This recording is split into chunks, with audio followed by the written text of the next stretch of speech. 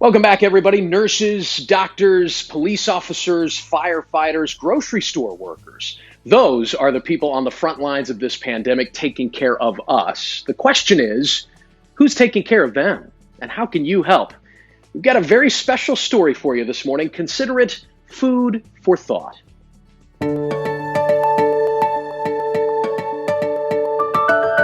Most of my family is actually on the front line.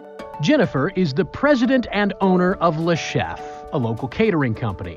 But her business, like so many others, has ground to a halt. We do a lot of large events and galas and weddings. So as we all know, all of those have either been postponed or completely canceled. But with a kitchen staff that needs work and loved ones on the front lines, Jennifer is not about to sit on the sidelines of this pandemic. Instead, she and her team are turning donated money into delivered meals.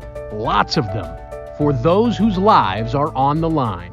There's no cost to the first responders at all. We're trying to, make sure that we could keep them healthy, fed, and just let them know that we're all here in St. Louis, that we just really want to support them and appreciate everything that they're doing to try to keep us safe out here. And when you talk about people on the front line, what kind of people are we talking about? Nurses, doctors, EMTs, firefighters, police officers, even grocery store attendants. All of them are risking their lives every day for us. She could have just closed her doors, stayed at home, laid off her workers, but she saw that these healthcare workers were working so hard, and she thought, maybe there's a way that I can use my workers, continue to pay them, keep them employed, and let's just give the food away to to these people that are on the front lines right now. It was Ed Herman from the law firm Brown and Crouppen who brought Jennifer's story to our attention.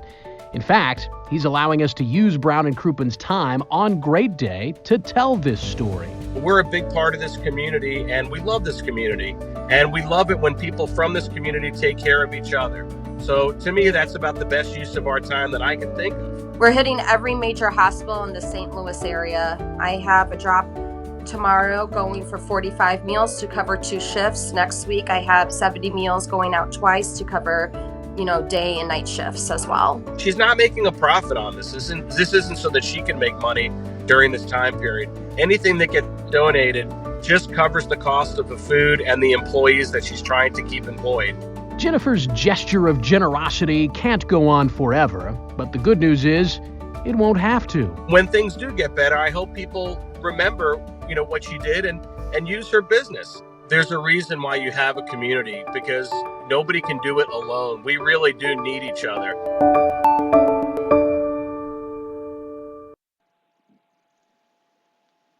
All right, St. Louis, our turn to pitch in. Let's keep Jennifer's employees working, and let's keep those on the front lines fed. All you have to do is go to lachef.com, LACHEF.com. Scroll down just a little bit, and you'll see the donate button.